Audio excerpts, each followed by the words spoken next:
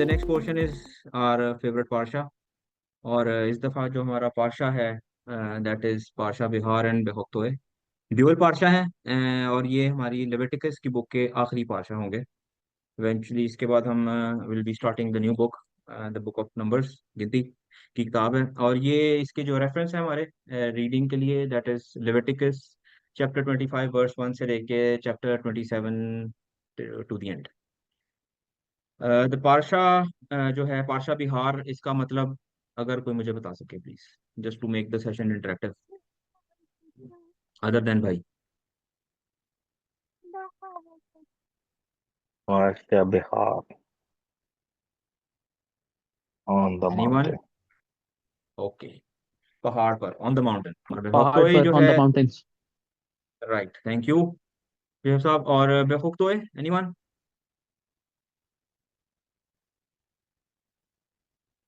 मेरे हुक्मों पर, yes, that's commandments. Right, thank you thank you thank you thank you. अच्छे पार्शा है, मजा आएगा। पार्शा बिहार जो है basically details about sabbatical year, जिसमें स्पेसिफिकली जो है law surrounding the resting of the land, कि भाई एक टाइम तक आपने जो ज़मीन है उस पर आपने काश्तकारी करनी है, उसके बाद एक साल के लिए आपने उसको रेस्ट देना है।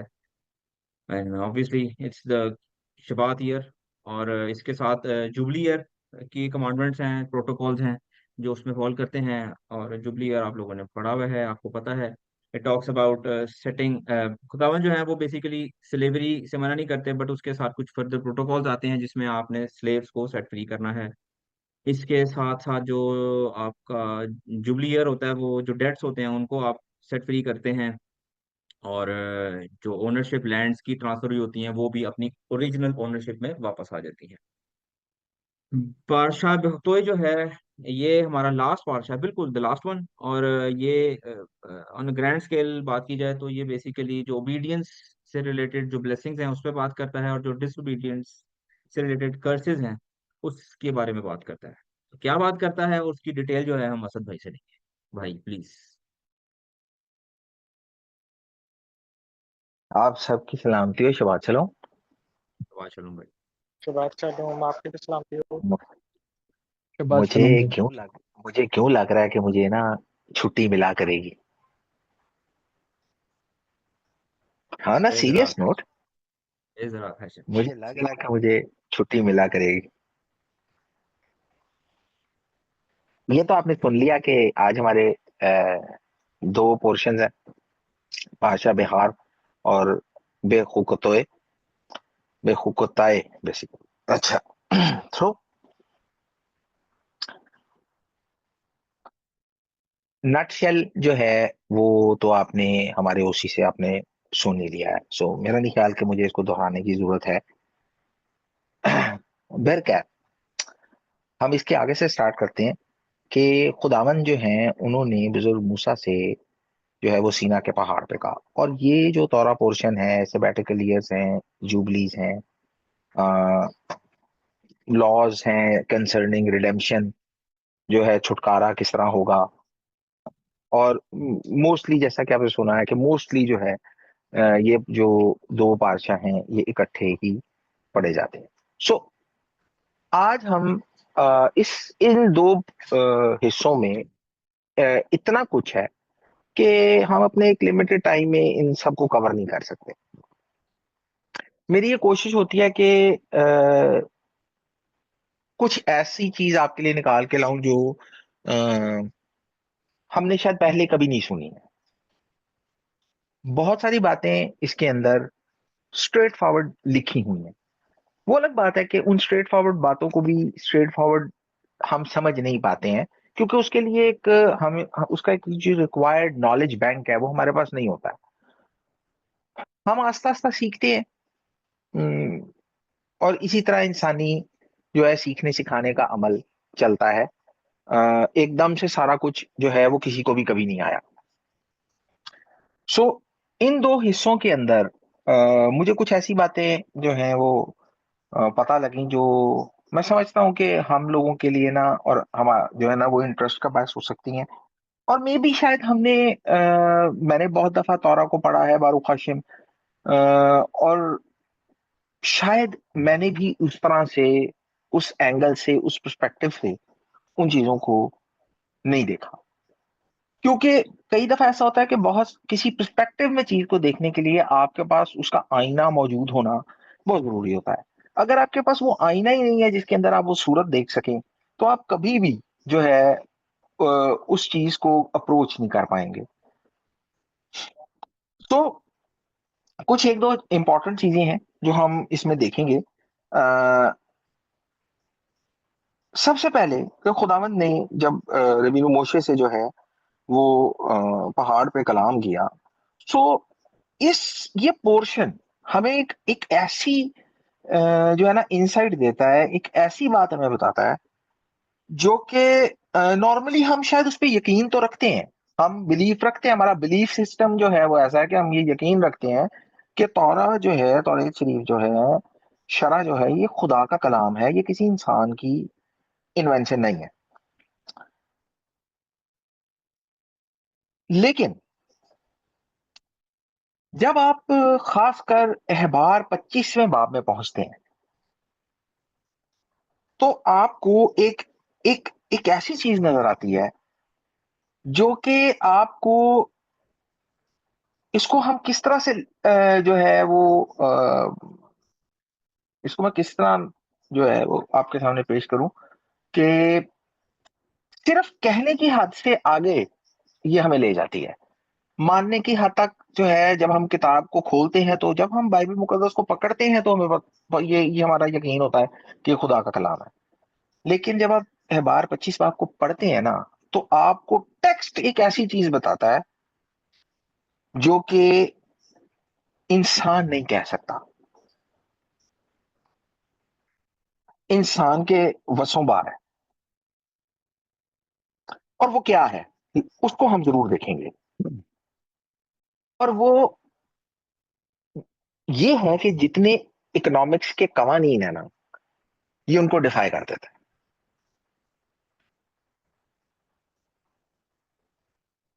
अहबार 25 बाब ह्यूमन डिग्निटी, इक्वालिटी और जस्टिस के ऊपर बात करता है, और ऐसे प्रिंसिपल्स आपके सामने प्रेजेंट करता है जो कि नॉर्मली इंसान प्रेजेंट नहीं करते। क्योंकि इंसानों को हमेशा, इंसान जो है बुनियादी तौर पर मफाद परस्त है, हमें अपने मफाद से आगे कुछ नहीं दिखता। जिनको दिखता है वो रूहानियत में बहुत आगे चले जाते हैं। लेकिन इन जनरल अगर आप ह्यूमन जो रवैये हैं उनको स्टडी करेंगे, तो आपको ये पता लगेगा कि हम जो है मतलब परस्त, मफाद परस्त है। और अहबार का ये 25वां बाब इसी के अगेंस्ट है।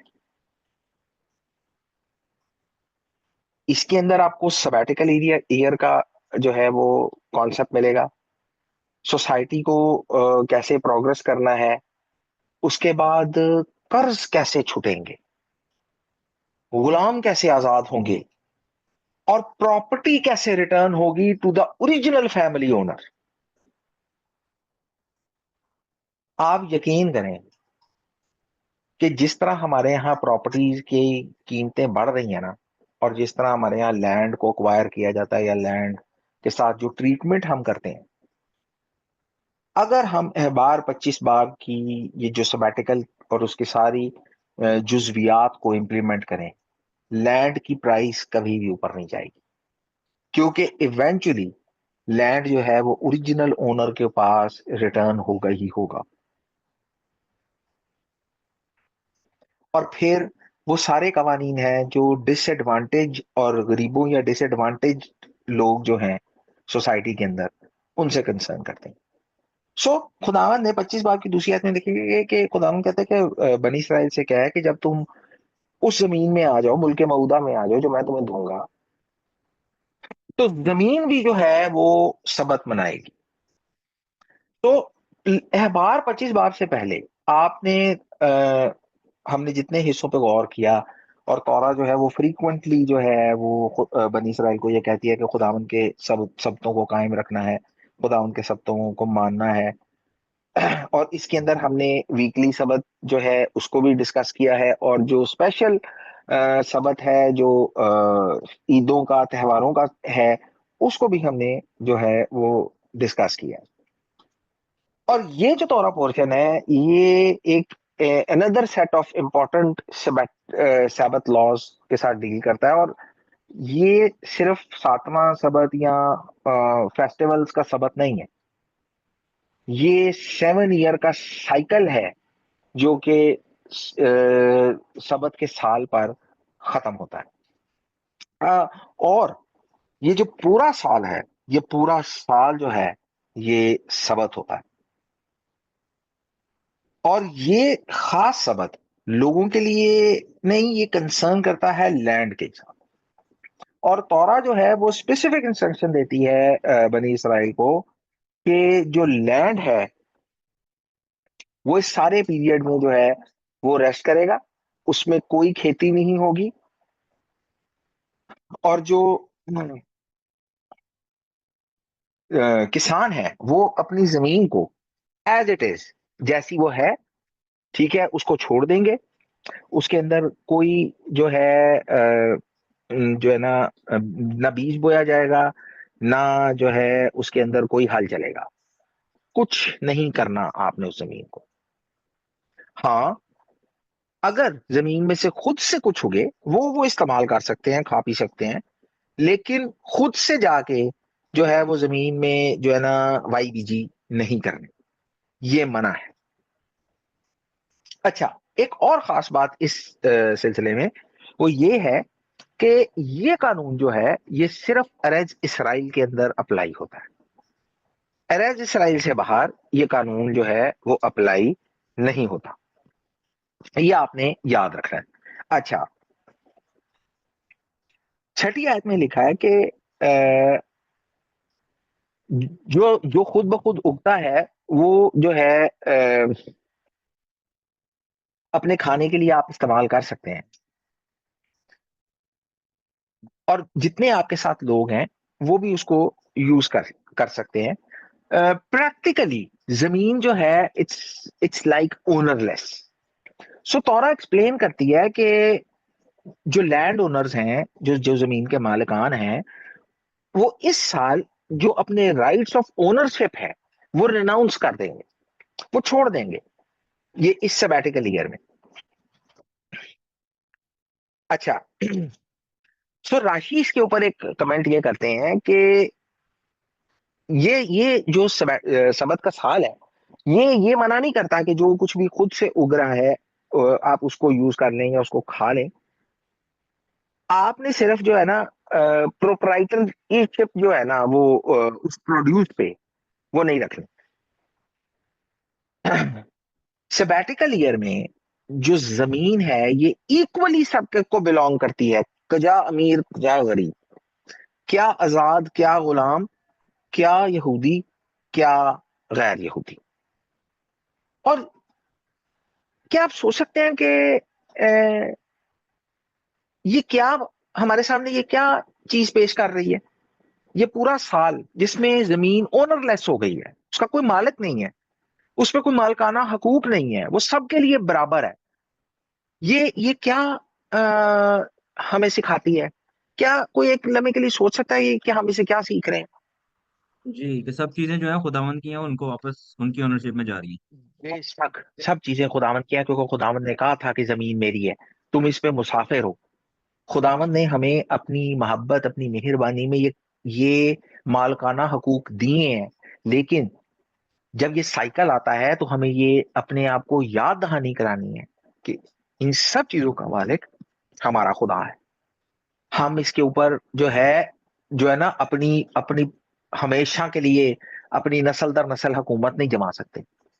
ये साल हमें इस चीज का जो है इस चीज से रोशनास कराता है, हमें ये जो है इदराक देता है कि जो है ना हमें खुदावंद के आगे सबमिट करना है। सब चीजें खुदावंद की हैं और खुदावंद से बिलोंग करती हैं, हम सिर्फ इस जमीन पर मुसाफिर हैं। अच्छा, इसके बाद एक और इम्पोर्टेंट चीज जो इसमें डिस्कस की गई है वो है साले यूबली। अगर आप 25वें बाब की 8वीं आयत पढ़ेंगे तो आपको वहां पता लगेगा कि आपको ये 7 साल जो हैं ये गिनने हैं, बिल्कुल ऐसे ही जैसे आप उम्र की गिनती कर रहे हैं। और जब सात सात की सात गिनती करना, और ये 49 जब कंप्लीट हो जाएंगे तो 50वां जो साल है वो आपके लिए जो है वो साले यूबली होगा।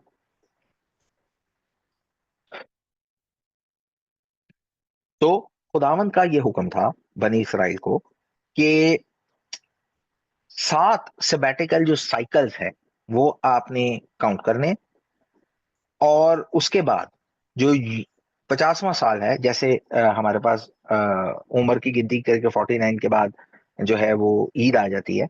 सो साले यूबली का जो है वो ऐलान करना है। इंग्लिश में जुबली है, उर्दू में यूवेल है, और सॉरी इब्रू में यूवेल है, और उर्दू में जो है उसे जो है ऐसे ही यूबली लिखा गया।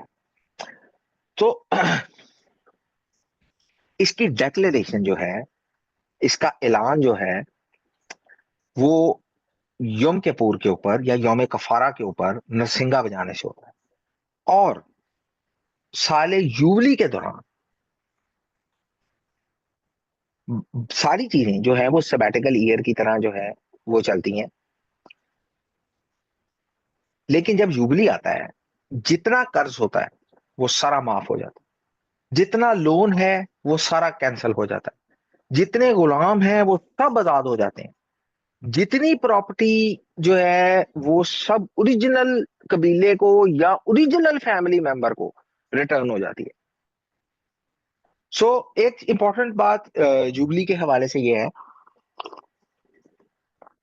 कि जब से इसराइल में से जो कबीले हैं बनी इसराइल के वो डिस्पर्स हुए हैं, साले युबली जो है वो नहीं मनाई गई या उसका ऐलान नहीं हुआ।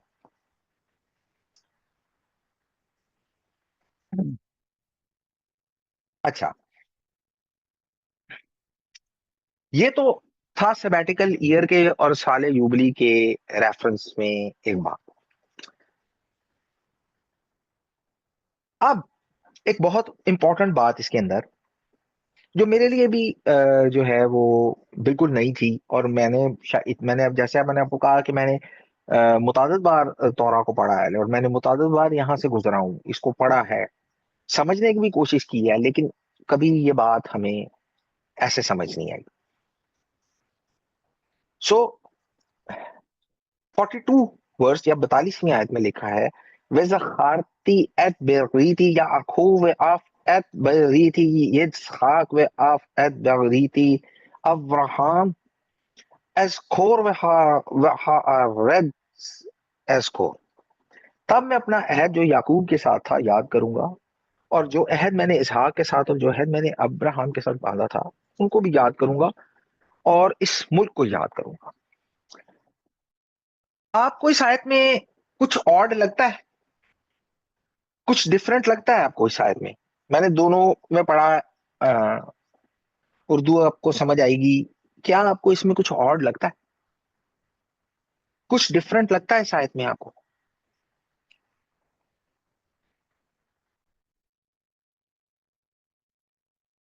Any guess? नेम सीक्वेंस भाई थोड़ा डिफरेंट है। हाँ, नेम सीक्वेंस क्या होना चाहिए था?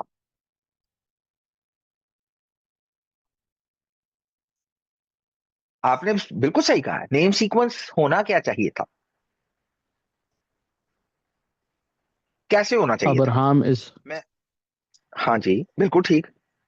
अब्राहम, अब्राहम इसहाक, इसहाक और याकूब। इब्राहिम, इसहाक और याकूब। लेकिन अगर आप यहाँ पे इस वर्ष को देखेंगे तो आपको पता लगेगा कि यहाँ पर याकूब, इसहाक और अब्राहम है। ये रिवर्स ऑर्डर क्यों है? और अगर रिवर्स ऑर्डर है तो इसके अंदर जमीन का तज़किरा क्यों है? पहले तो आप ये सुने कि इस अहद को जो खुदावंद यहाँ पे फरमा रहे हैं इसको बेरीत अवोत कहते हैं, the covenant of the fathers, और the covenant of the four fathers. अच्छा, एक और चीज है, जब आप ये पढ़ लेते हैं तो आप जब नीचे आते हैं कुछ आयत के बाद, मतलब 45वीं आयत में, तो 45वीं आयत में ये लिखा है, बल्कि मैं उनकी खातिर उनके बाप दादा के अहद को याद करूंगा जिनको मैं गैर कौमों की आंखों के सामने से मुल्क मिस्र से निकाल कर लाया, ताकि मैं उनका खुदा ठहरूं। क्या आपको ये लगता नहीं है कि 42वीं आयत में अहद कह के 45वीं आयत में फिर अहद कह के ये रिडंडेंट है या ये रेपिटेशन है? जब पहले जो कह दिया कि बाप मतलब बाप याकूब, बाप इसहाक और बाप अब्राहम का अहद है, तो फिर ये बाप दादा का अहद कौन सा है? 45वीं आयत में लिखा है।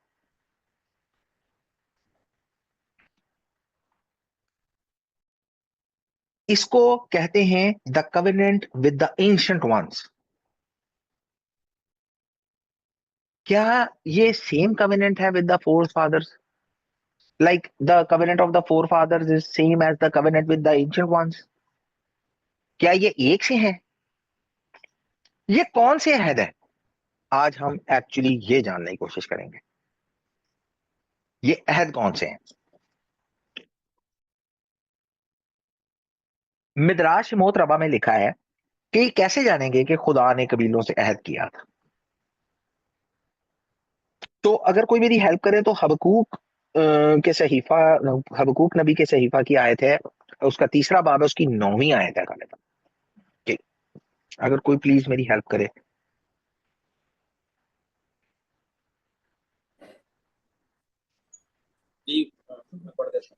तेरी कुमान जी गलाब से निकाली गई, तेरा अहद कबाइल के साथ इस्तवार था, सलाह तो जमीन को नदियों से चीर डाला। जी, ठीक है, थैंक यू। अच्छा, सो आपने ये सुन लिया कि तेरा अहद जो है वो कबाइल के साथ उस्तवार था। सो ये मैं एक चीज बताता हूँ, ये इसको समझना थोड़ा सा ट्रिकी और थोड़ा सा मुश्किल है। सो मेरी ये कोशिश होगी कि मैं और आप जो है ना इकट्ठे इसको बेहतर तौर से जान सकें, बेहतर तौर से समझ सकें। दो चीजें हमने देखी हैं। एक अहद है जो बाप दादा के साथ है, बाप अब्राहम इसहाक और याकूब वाला। एक है जो एंशिएंट वंस के साथ है। सो जनाब हबकूक के सहीफा में यह आयत कही गई है कि उन्होंने खुदावंद ने कबीलों से अहद किया था। सो जब कबीलों से अहद किया था तो ये कौन सा अहद है? ये जो एंशिएंट वंस के साथ है, क्या ये सेम है? क्या ये उसी अहद को रिपीट किया गया है या उसी को एक डिफरेंट फॉर्मेट देके आपके सामने पेश किया गया है? सो क्या है, खुदा का अहद बाप दादा के साथ था, एक और अहद कबीलों का के साथ था। और अगर ये दो डिफरेंट है, अगर ये अहद डिफरेंट अहद हैं तो इनका कंटेंट क्या था? इब्ने अजरा जो है इसके ऊपर एक कमेंट करते हैं, उसकी इसको खोलने की कोशिश करते हैं, और वो ये कहते हैं कि ये अहद खुदा ने बनी इसराइल के साथ सीना के पहाड़ पे किया था। पाशा हमारा आ गया, पाशा बिहार। सो सीना के पहाड़ पर ये खुदावन ने अहद किया था, और इसे पहला अहबार 26 की 45वीं आयत में अगर आप इसको इब्रानी में देखेंगे तो वहां पे ब्रीत रिशोनीम लिखा हुआ है, और यौम रिशोन से तो आपको पता है पहला। सो ब्रीत रिशोनीम यानी इसे पहला कहा जाता है। एक चीज आपके लिए कंफ्यूजिंग होगी कि यार खुदावन ताला ने तो बाप अब्राहम से बहुत पहले पहला अहद कोई अहद बांधा हुआ था, तो अगर वो अहद बांधा हुआ था तो इसको जो है वो ब्रीत रिशोनीम क्यों कहा गया है? क्या अभी तक की मेरी बात आपको समझ आ रही है?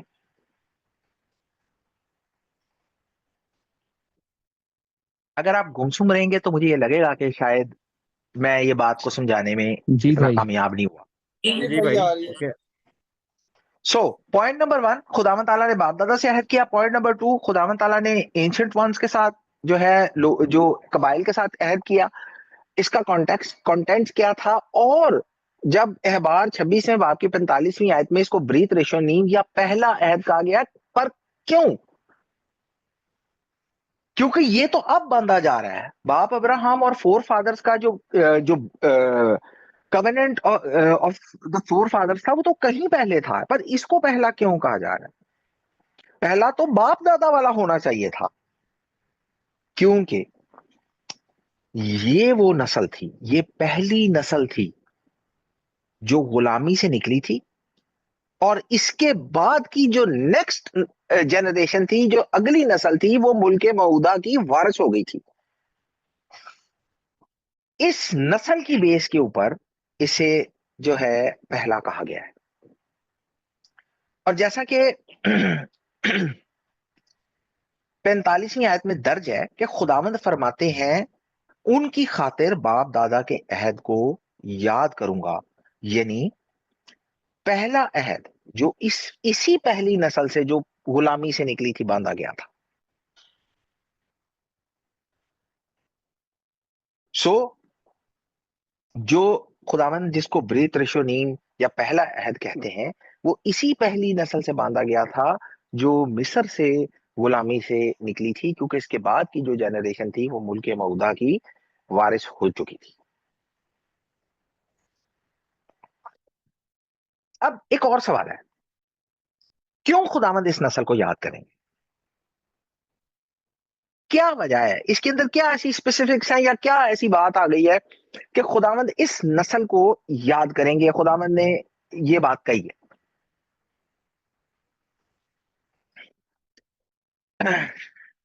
क्योंकि ये वो नस्ल थी कि जिसने इकरार किया था कि हम खुदावंद की बात, आइन और अहकाम मानेंगे। हाँ, हमारे उसी भाई ने आपको पाशा बिहार और पाशा बे हुक होता है ये का मतलब बताया। पाशा बिहार का क्या मतलब है? Bihar, Bihar on the on mountain. The mountain. और बेहुताय का क्या मतलब है? The commandments. कमांडमेंट्स। जी। तो ये खूक किससे आया है? वो खूक वो लफ्ज है जो हमने बहुत दफा दोहराया है। सो ये खुदावंद के जो है अहकाम है, उनके कमांडमेंट्स हैं। और ये वो नस्ल थी जिन्होंने ये इकरार किया था कि हम खुदा की बात, खुदा के आइन और खुदावंद के अहकाम मानेंगे। और आपको एक इंटरेस्टिंग रिवायत से सुनाता हूं, आपको मजा आएगा इस बात से।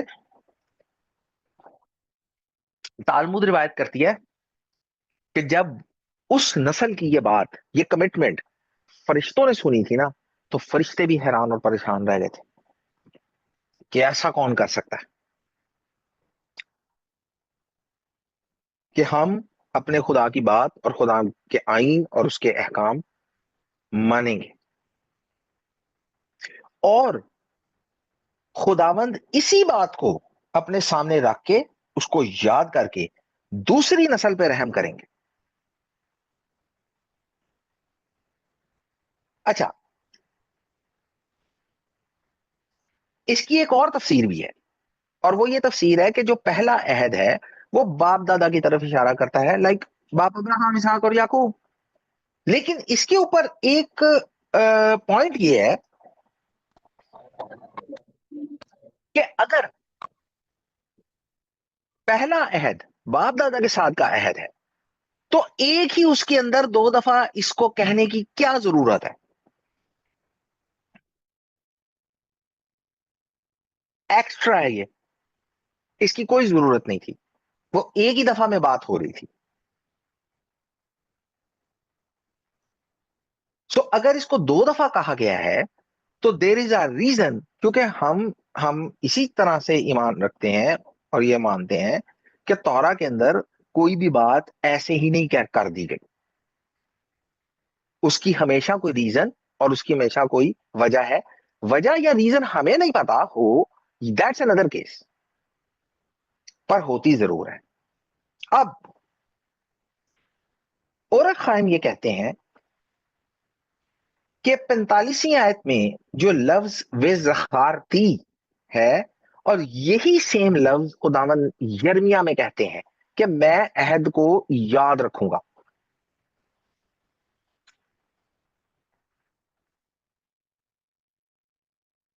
तो उमर खाइम के मुताबिक भी जो पहली नस्ल है वही पहले अहद का निशान है।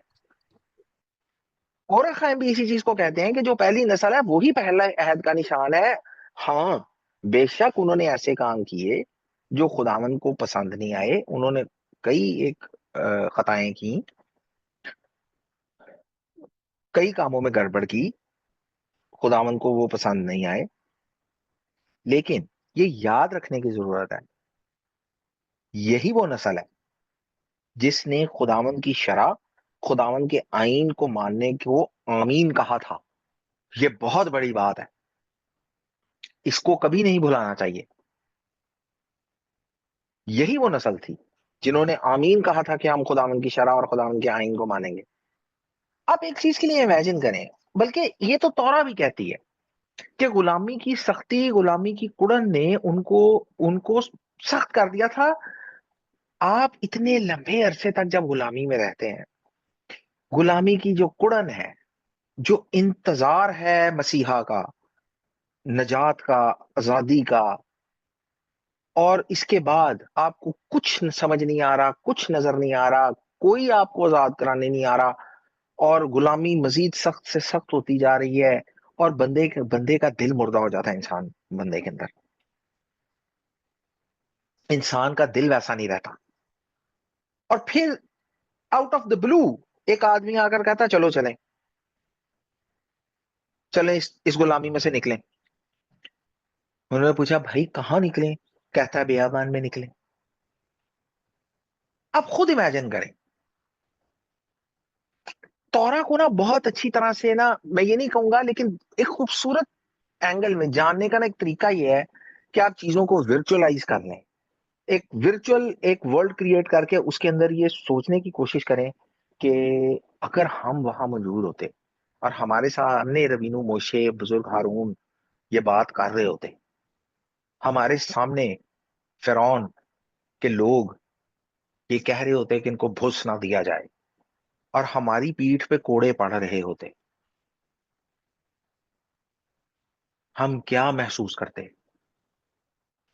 इमेजिन करें कि बुजुर्ग मूसा जो है वो फिरौन के सामने जा रहे हैं, और हम इस लम्हे खुश हैं कि चलो हमारी निजात के लिए खुदावंद ने बंदा मुहैया किया है। लेकिन जब वो वापस आ रहे हैं तो साथ हमें ये न्यूज मिल रही है कि इनसे मजीद सख्ती कराओ, इनसे मजीद, ये सुस्त हो गए हैं, ये काहिल हो गए हैं, इनको मजीद जो है वो कोड़ों से ठीक करो, और हमारी पीठ पे कोड़े पड़ रहे हैं इस आदमी की वजह से। और इतने अरसे में जब इंसान, कोई कबीला, कोई कोई कौम इतने अरसे की गुलामी सहती है, तो उसकी जो जहनी हालत है वो उस तरह से नहीं रहती है। और इसका एक एक डेमोन्स्ट्रेशन हमें तौरा में मिलती है। खुदावंद ने उनको कहा था कि तुम जब उस मुल्क में जाओगे ना, जब तुम उन घरों में रहोगे जिनको तुमने नहीं बनाया, जब तुम उन जो है पाकिस्तानों का फल खाओगे जो तुमने नहीं लगाए, जब तुम ये सारी चीजों को इंजॉय करोगे ना, तुम मुझे भूल जाओगे। ये खुदावंद की बात है। This is what we are. और फिर चले, फिर इतने अरसा गुलामी सहने मार खाने के बाद एक आदमी कहता है चलो चलें। भाई जी कहाँ चलें? बेयाबान में चलें। अब आप सोचें,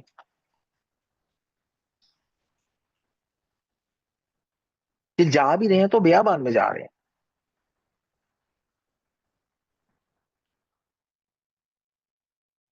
लेकिन खुदावंद ने इस नस्ल को याद रखा। क्यों? क्योंकि मिस्र को छोड़ने में उन्होंने खुदावंद की बात का यकीन किया था। They believed in Hashim and they left Egypt, and this is what तौरा सेज, बरीत रिशुनीम, पहला अहद। और इसी के ऊपर ऑलमोस्ट जितने मुफस्सरीन हैं वो सारे पहले अहद के रेफरेंस में इसी पे मुत्तफिक है।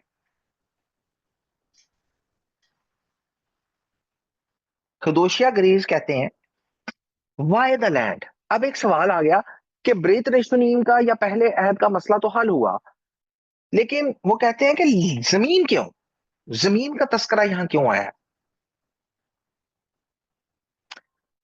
और ये मेरे लिए बड़ा ही इंटरेस्टिंग था, एंड होपफुली ये पॉइंट आपके लिए भी बहुत ज्यादा इंटरेस्टिंग होगा।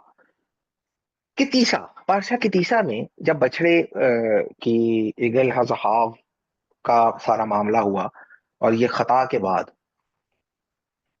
बुजुर्ग मूसा ने खुदावंद से कहा कि अब्राहम, इसहाक, याकूब के अहद को याद कर, क्योंकि खुदावंद ने कहा था मैं इन्हें फना कर दूंगा।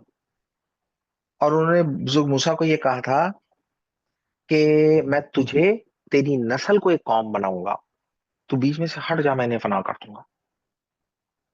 ये किसी को याद है ना? ये आप लोगों को याद है ना ये वाकया? जी भाई। जी जी भाई। सो बुजुर्ग मूसा ने खुदावन से कहा कि अब्राहम, इसहाक और याकूब के अहद को याद कर, और आपने ये कहा था कि मैं ये जमीन तुम्हें दूंगा।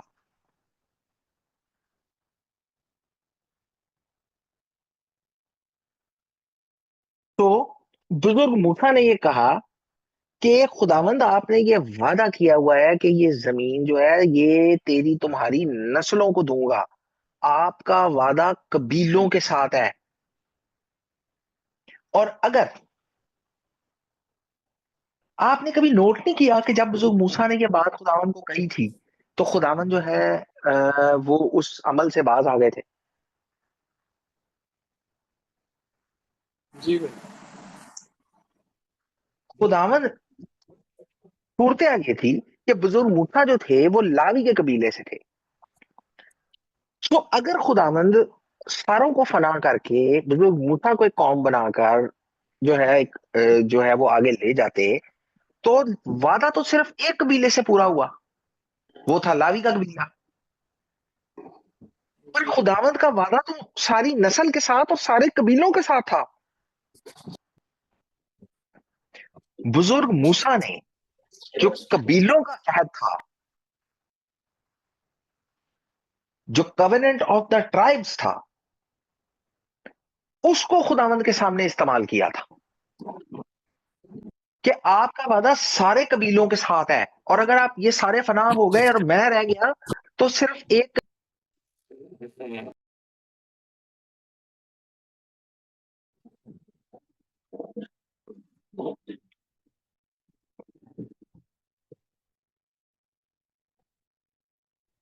भैया आपकी आवाज बंद हो गई। भाई आपका माइक म्यूट पे चला गया। आप ठीक है? कहां तक सुना आपने? जी अभी ठीक है। कहां तक सुना आपने? सर कबीलों के साथ वादा। अच्छा, सो जो कवेनेंट ऑफ द ट्राइब है उसका कंटेंट ये था कि खुदावन जो है वो सारी जमीन जो है वो सारे कबीलों में। यार म्यूट लगा है? किसका म्यूट खुला? ये किसका खुला हुआ भाई? प्रिंस अच्छा, भाई का था, हो सो गया। खुदावन जो है ये उस सारी जमीन को सारे कबीलों के अंदर डिवाइड करेंगे, किसी एक कबीले को नहीं। और जब बुजुर्ग मूसा ने खुदावन के सामने इस चीज को पेश किया, खुदावन ताला ने जो है उसको जाने दिया। This this is the covenant of the tribes. और यही उसका कंटेंट था कि खुदावंद वो जमीन देंगे। और इसीलिए, ठीक है ना, ये हमें पता है कि खुदा जो है ये अपना अहद नलेफाई नहीं कर सकते। ये खुदावन का अहद है, खुदावन ने वादा किया है, ये नलेफाई नहीं हो सकता। और इसीलिए ये समझा जाता है कि ये दो अहद है जिसकी बात हो रही है, बाप दादा के साथ, दूसरा कबीलों के साथ। और एक और सुपर इंटरेस्टिंग बात, जब खुदावंद ने ये वादा किया कि ये जमीन मैं कबीलों को दूंगा, ये जमीन जो है कबीलों के को दी जाएगी, तो अगर कोई कबीला ही फना हो गया, फिर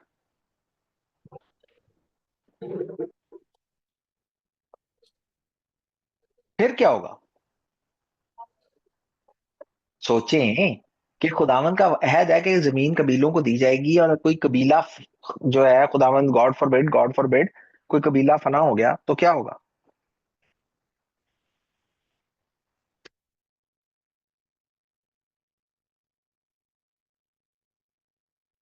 खुदावंद का अहद पूरा होगा? चले, लेट मी हेल्प यू। खुदावंद का अहद पूरा होगा? नहीं। भाई वो तो सबके साथ ही था ना, तो फिर कैसे होगा? फर्ज करें 12 12 वैसे है, तो 12 में से गॉड फॉरबिड एक चला जाता है, तो क्या जी। खुदावंद का अहद पूरा होगा? नहीं भाई फिर कैसे सो कबीले? खुदावंद के अहद को पूरा होने के लिए क्या जरूरी है? और सारे पूरे हों। सारे पूरे हों। और जब सारे पूरे होंगे तो उनको पूरा कौन रखेगा? खुदावंद रखेंगे उनको पूरा। आमीन। इसका यह मतलब है कि कोई भी कबीला इस दुनिया से खत्म नहीं हुआ, जैसा कि कुछ लोग ये समझते हैं। बरू हाशिम। बारूक हाशिम भाई, बारूक हाशिम। क्योंकि अगर कोई कबीला खत्म हो गया तो गॉड फॉर बेड खुदावन का क्या अहद खत्म हो गया। क्या बात। बारूक हाशिम भाई, बारूक हाशिम। और this is the importance of the land. ये है जमीन की अहमियत। इसलिए अब आप सोच सकते हैं कि आपके जो इर्द गिर्द हालात हो रहे हैं, जो आप दुनिया में हालात देख रहे हैं, जो उस जमीन के पीछे लड़ाई देख रहे हैं, क्या हो रही है और क्यों हो रही है। बिकॉज वो ये मानते हैं कि importance of the land in the survival of बिने इस्राइल। उनको इस चीज का इदराक है कि इस जमीन की हमारे सर्वाइवल में क्या इंपॉर्टेंस है। ये जमीन सिर्फ रहने की जगह नहीं है, बल्कि ये बनी इसराइल को जिंदगी देती है। और मालवीन ये कहते हैं कि जब खुदावन को बनी इसराइल पे इंतहाई गुस्सा था, ये भी बात आपको मजा देगी कि जब खुदावन को बनी इसराइल पे इंतहाई गुस्सा था तो उन्होंने जमीन और पत्थरों पे ये गुस्सा निकाल दिया। शहर भी तबाह हो गया, मकदस भी तबाह हो गया, आग लग गई, घर सब उजड़ गए, सब उजड़ गए, लेकिन बनी इसराइल जीते रहे। सब शहर तबाह हो गया, सब कुछ फना हो गया, और बनी इसराइल जीते रहे। और अब बनी इसराइल की बारी है पत्थरों और जमीन से माफी मांगने की। अब आप ये सोचेंगे कि यार ये क्या बात हुई, पत्थरों और जमीन से एक माफी कैसे मांगी जाएगी, ये कैसे होगा? आपके ख्याल में पत्थरों और जमीन से माफी कैसे मांगी जाएगी? बिल्ड ये करके। कैसे होगा? वाह। और बारी ताला आपको जिंदगी सलामती दें, दोबारा बना के, बिल्ड करके। नहमीया 2 की 20वीं आयत में लिखा है कि उसके लोग मिलकर तामीर करेंगे। This is when you ask forgiveness from these walls and these stones. You rebuild it, you rebuild the land, you populate the land for your own survival। इसीलिए खुदावन ताला ने जब अहद की बात की है तो जमीन को इंक्लूड किया है, क्योंकि ये जमीन जो है सैल्वेशन को सिंबलाइज करती है। ये आम लैंड नहीं है, do not think of it as a normal land. ये सैल्वेशन को सिंबलाइज करती है, and they know it, and they are fighting for the survival and for the salvation. ये उनका पर्सपेक्टिव है जो मैंने आपके सामने रखा है, जो आपको पता होना चाहिए।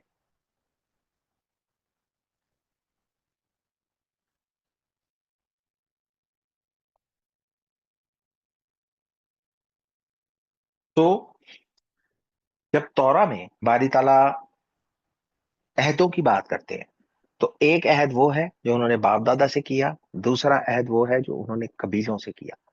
और इसी चीज में उन्होंने जमीन की भी बात की।